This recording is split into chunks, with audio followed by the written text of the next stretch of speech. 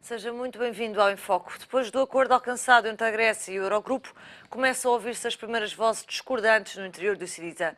O governo grego esteve reunido ontem para preparar a lista de reformas estruturais exigidas pelos credores. O Eurogrupo deve reunir amanhã por teleconferência com o governo grego para analisar as propostas que, afinal, já não chegam hoje, chegam apenas amanhã de manhã ao Eurogrupo.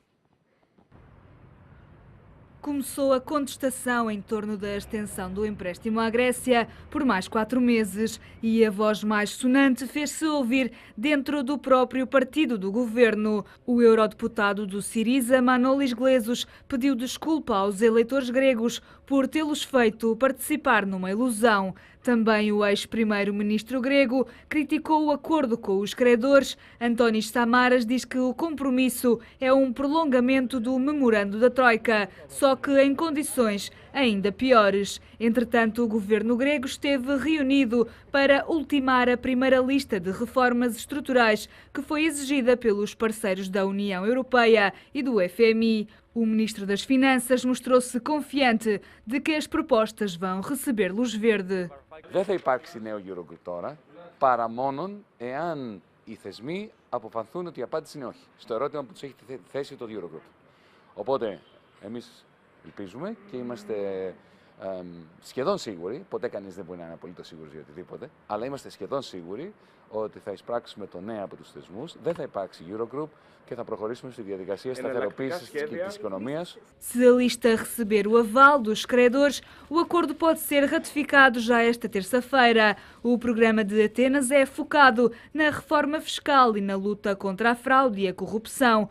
O governo diz, no entanto, que há matérias não negociáveis. O ministro de Estado garantiu numa entrevista que novos cortes de salários e pensões estão fora de questão e que a subida do salário mínimo vai ser feita progressivamente. A Alemanha continua a ser o principal obstáculo dos gregos. O ministro das Finanças alemão disse à saída do último encontro que Atenas vai ter de fazer um grande esforço para cumprir as reformas. Das ist klar. Da ist kein Spielraum für Interpretation. Ich will das alles nicht gegen die Folie der Erklärungen, die wir in Griechenland in den letzten Monaten gehabt haben. Die haben es sicherlich schwierig genug, das ihren Wählern zu erklären. Wir wollen sie noch nicht schwer machen. O governo da Grécia vai clamando vitória. Alexis Tsipras diz que o acordo dá tempo ao país para avançar com o plano final de desenvolvimento a partir de junho e que com o novo compromisso a Grécia vira as costas à austeridade. O primeiro-ministro assume, no entanto, que há muitas dificuldades ainda por vir. O atual resgate à Grécia termina no dia 28.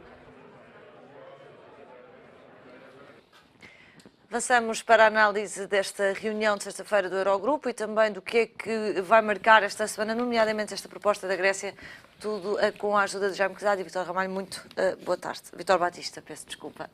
Vítor Batista, começo por si. A Grécia adiou a entrega. Estávamos à espera que fosse até hoje, ao final do dia, até à meia-noite. A verdade é que acabou por ser adiado para amanhã. Há que ler aqui alguma tensão em fazer aprovar as reformas dentro do Syriza?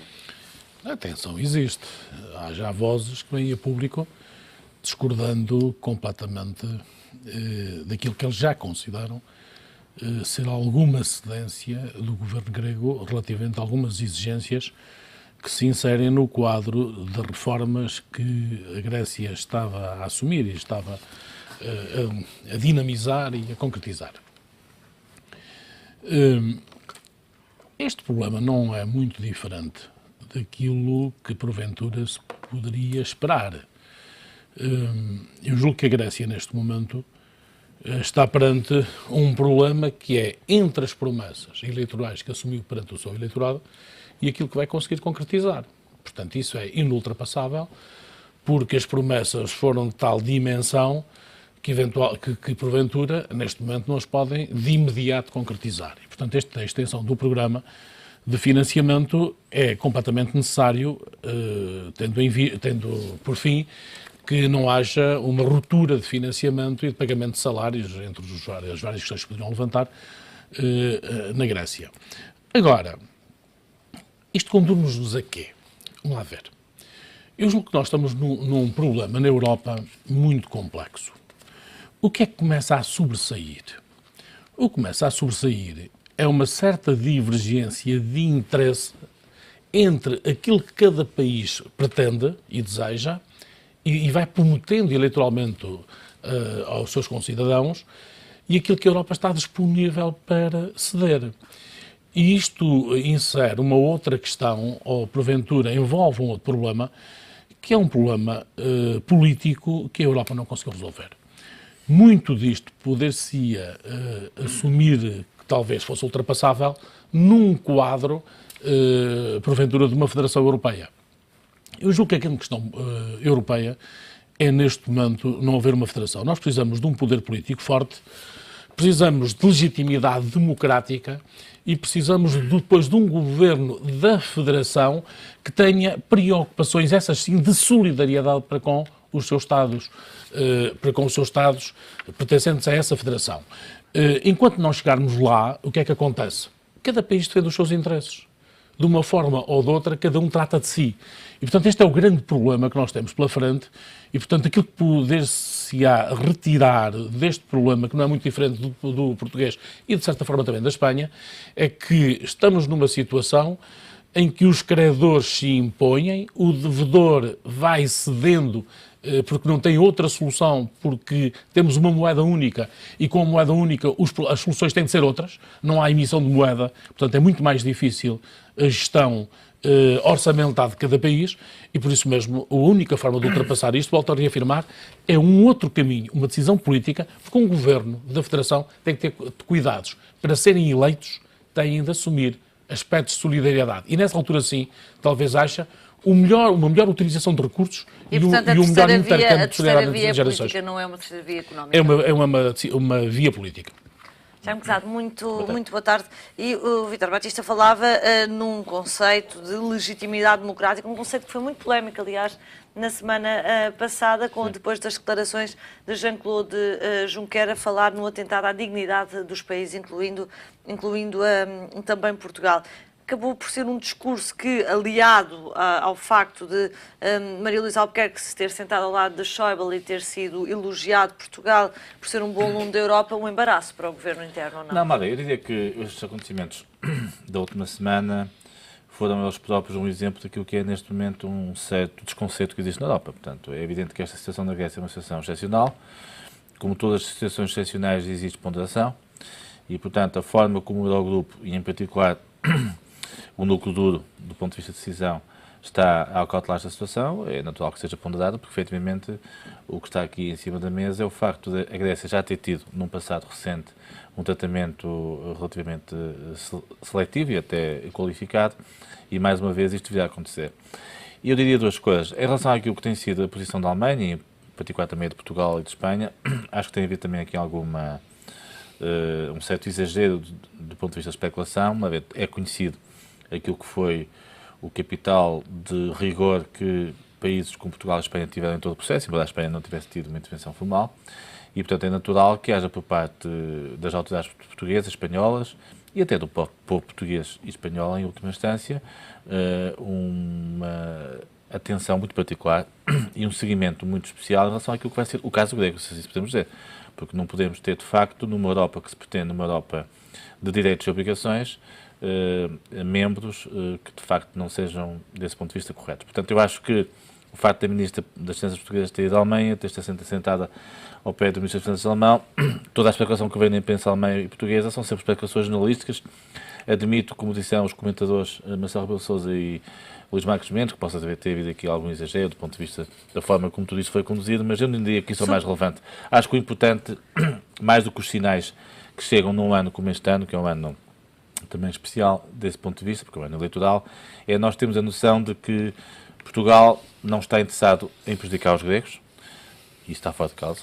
Acho que qualquer cidadão português sabe que um cidadão grego é um cidadão europeu, como tal tem que haver aqui um compromisso de respeitabilidade mútua. O que está em causa é haver aqui...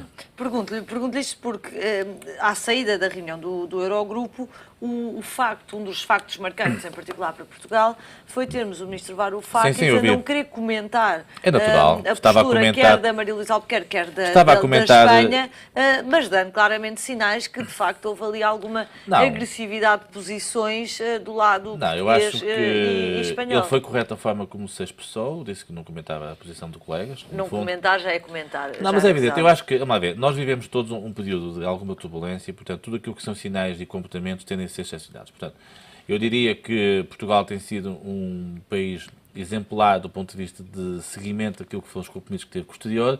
Isso é bom por um lado e é mau por outro lado, porque efetivamente corre-se o risco, num caso em que a Grécia venha a ser relativamente beneficiada em relação aos outros, de, obviamente, o povo português... Não, isso, eu mais do que politicamente acho que até o povo português, ou seja, porque efetivamente nós todos fizemos sacrifícios, uns mais, outros menos, mas globalmente todos fizemos, e não gostamos que outros sejam menos prejudicados do que nós. Deixe-me só dar mais uma nota que tem a ver com a forma como toda esta questão está a ser seguida também no quadro internacional mais global. E a propósito de um assunto que tem sido relativamente pouco comentado nos últimos tempos, mas que também acho que tem e merece algum interesse, que é a questão da posição dos Estados Unidos. Eu acho que nós temos que estar, e houve a semana passada uma importante reunião aqui em Portugal, à porta fechada, organizada pela FLAD, a propósito daquilo que é a relação de Portugal com os Estados Unidos, até a questão das lajes, tudo o resto. Eu acho que a questão dos Estados Unidos nesta matéria é uma questão muito importante, porque se é verdade que os Estados Unidos têm sido acusados de estarem relativamente distantes em relação à Europa e não terem uma postura mais proativa, como tiveram noutros tempos, nomeadamente no tempo do Presidente Clinton, acho também não lhes deixa de ser verdade que a forma como os Estados Unidos quererem influenciar no futuro próximo aquilo que possa ser uma posição de maior abertura da Comissão Europeia e dos países do Eurogrupo em relação a uma maior aposta no crescimento é muito importante. Por isso é que eu acho que é importante também não pormos fora essa matéria, porque acho que estarmos a cingir-nos só ao quadro europeu e não percebemos que há outros quadros globais mais importantes também é importante. Batista, volto aqui à questão como o Eurogrupo foi tratado cá dentro. Primeiro começar por perguntar se de facto houve algum exagero do lado de Portugal ao nível diplomático na forma como geriu aquela reunião e nesta postura relativamente à Grécia. Eu julgo que este ano de eleições são sempre anos de excesso interpretativo. Eu julgo que tudo decorreu com alguma normalidade. O que é que nós poderemos esperar numa situação destas? A única surpresa foi o Presidente da Comissão Europeia, que tomou posição pública, deu a intenção ou perspectivou uma outra possibilidade de solução dos problemas, mas eu, enfim, olho para isto e não esqueço que ele foi Presidente do Eurogrupo há um conjunto de anos, recentemente, e portanto também é corresponsável na maior parte das decisões que foram assumidas anteriormente. Eu julgo que nós devemos ver o problema de outra forma. Vamos lá ver. Porquê é que se chega aqui, a estas situações, de Portugal, Espanha e a Grécia, cada um na sua dimensão?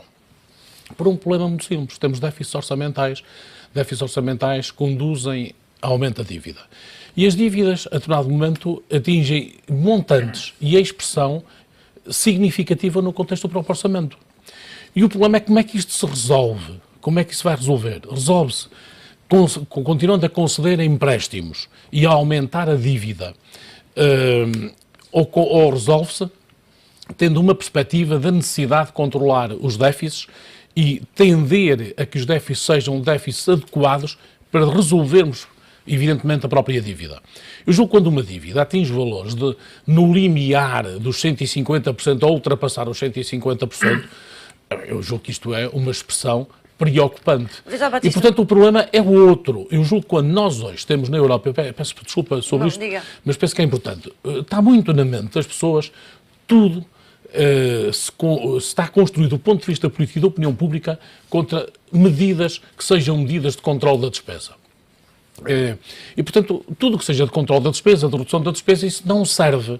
Esquecendo-se do seguinte, se nós não controlarmos a despesa, o déficit é maior, a dívida é maior e o efeito de despesa é maior. Portanto, e não há possibilidades, evidentemente, de resolver as questões. Neste quadro atual, é evidente que se o quadro político mudar, a solução com certeza que será outra. Por isso eu protagonizo ou preconizo uma outra forma de resolver o problema do ponto de vista político.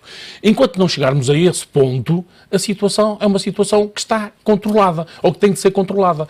E, portanto, ninguém pode esperar de nenhum país que seja totalmente isento ou que lhe seja indiferente quando, evidentemente, outros estão a solicitar apoios, empréstimos e que muitas das vezes à custa também de países da Comunidade Europeia, à custa de nós próprios. Também vamos emprestar. Portanto, as coisas são difíceis do ponto de vista. Se o debate é o da despesa e dos déficits, e claro que é, e isso é que é o problema de fundo. A verdade é que, e cito aqui um trabalho do Jornal de Negócios hoje, a Grécia até cortou mais despesa do ponto de vista estrutural do que cortou Portugal. Depende do ponto de partida. O facto de cortar mais não significa alguma coisa, mas não significa tudo. Depende do ponto de partida. Qual é o nível salarial, por exemplo, da Grécia comparativamente a Portugal? Nós, quando começamos a comparar as questões, temos que comparar várias questões. Qual é o produto, etc, etc. Portanto, não basta dizer que a Grécia assumiu posições mais difíceis de controle da despesa, de reforma, do que nós próprios. É inevitável que, à medida que aumenta o endividamento da Grécia, salvo erro, anda à volta de 175, ou ultrapassa os 165 do produto, Portugal está a caminho dos 130, a ultrapassar os 130, depende se metemos as empresas públicas ou não metemos, etc. Portanto, são expressões já muito significativas, o que cria uma necessidade absoluta de não olharmos para a política da austeridade como está a ser julgada na Europa. E particularmente em Portugal, pela política e pela própria Grécia. Tudo é, quer dizer, austeridade. Alguém está de acordo com a austeridade? Alguém está de acordo que lhe corte o vencimento ou que lhe aumente os impostos? Ninguém está de acordo. O problema é termos a consciência e o conhecimento de compreender que não é possível ir mais longe do que aquilo em que estamos. Isto é, nós temos déficit, temos que controlar o déficit. O déficit é pela via da receita ou é pela via da despesa, ou é pelas duas conjuntamente. E é a partir daí. Agora, na Grécia há dramas sociais, tanto quanto vamos tendo conhecimento, dramas sociais mais intensos pelos vistos em Portugal. Se esses dramas sociais são mais intensos, há que ter políticas amortecedoras. Não são políticas como, porventura, dão a entender. No salário mínimo, bom, 750 euros, mais 50% que em Portugal, e assim sucessivamente. Não é esse o caminho, a meu ver, que deverá ser assumido. Mas o povo grego apostou no Syriza e vamos ver como é que isto vai terminar. Mas acho que a Grécia hoje está pior do que estava antes do próprio ato eleitoral.